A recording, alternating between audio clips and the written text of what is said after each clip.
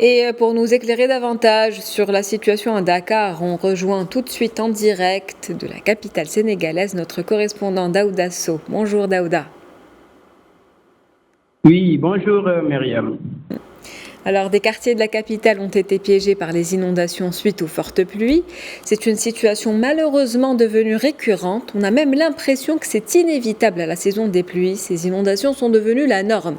Alors Daouda, vous qui avez grandi à Dakar, quel regard portez-vous sur ces inondations ? Déjà, ces inondations sont devenues une psychose pour les populations de la capitale sénégalaise. À chaque fois aujourd'hui que des pluies sont annoncées ou bien que des prévisions sont faites par la météo, annonçant des pluies dans la capitale, les populations sont très souvent inquiètes dans la mesure où de sérieux problèmes se posent à chaque fois que des averses sont notées à Dakar.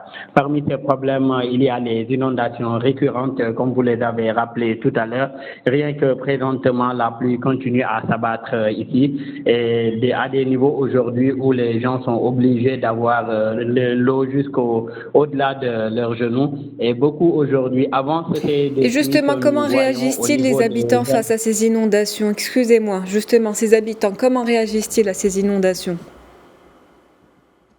Désolés, ils sont vraiment très désolés face à cette situation. Beaucoup de ces habitants-là aujourd'hui sont obligés de cohabiter avec ces eaux de pluie-là.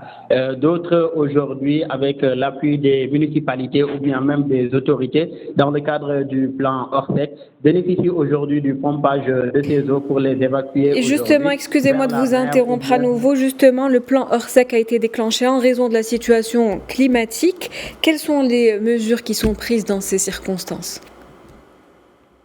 Dans ces circonstances-là, le plan Orsec a été déclenché depuis plusieurs semaines. Actuellement, les autorités sont sur le terrain, les sapeurs-pompiers surtout, chargés de veiller aujourd'hui au déroulement de ce plan Orsec-là, avec le pompage des eaux dans les zones inondées, l'assistance également des populations qui vivent dans ces eaux-là et qui sont dans ces zones inondées. Mais on a vu aussi ce qu'on peut-être pourrait appeler une innovation, c'est-à-dire pour ces dernières pluies qu'on a commencé à enregistrer depuis le début de cette semaine, la cellule de communication de ce plan Orsec-là fait des alertes à chaque fois aujourd'hui que des routes sont impraticables. Il faut rappeler que lors des dernières pluies enregistrées il y a quelques semaines, des morts avaient été enregistrés parce que surtout l'information n'était pas passée et ces gens-là avaient emprunté la corniche ouest de Dakar où malheureusement ils ont été pris au niveau de ces eaux et certains sont morts noyés au niveau de la corniche.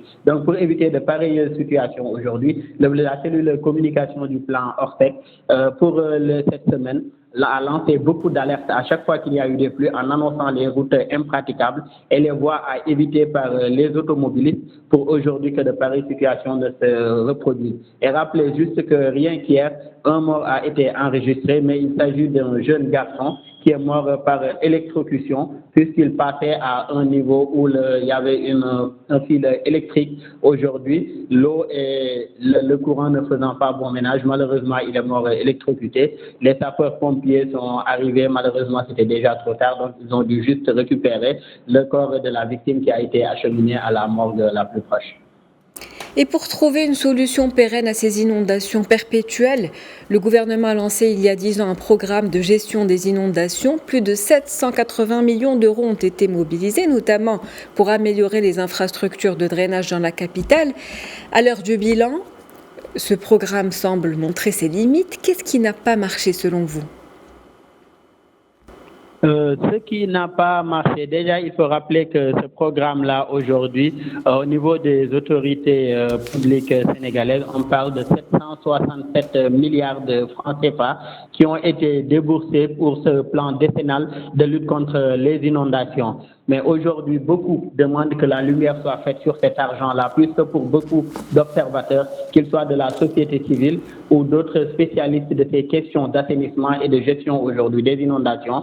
Il faut aujourd'hui une enquête sérieuse sur la question de cette manne financière-là. Comment est-ce que cela a été utilisé et pourquoi on a l'impression que depuis 10 ans, voire plus, rien n'a été fait. Aujourd'hui, c'est que lors d'un des derniers conseils des ministres présidé par le président Macky Sall, Il a rappelé aujourd'hui, il a donné des instructions fermes au ministre conseiller pour que ce plan décennal-là déjà soit poursuivi au niveau des zones qui sont toujours victimes de ces inondations-là. Mais ce qui est le plus attendu et demandé par la société civile, comme par l'opposition sénégalaise, c'est une enquête sur l'utilisation de cet argent-là. Je rappelle que la 13e législature, c'est-à-dire la législature qui vient de terminer son mandat, juste avant la fin de son mandat, avait mené une enquête parlementaire sur cette somme-là qui avait été utilisée dans le cadre de ce plan décennal.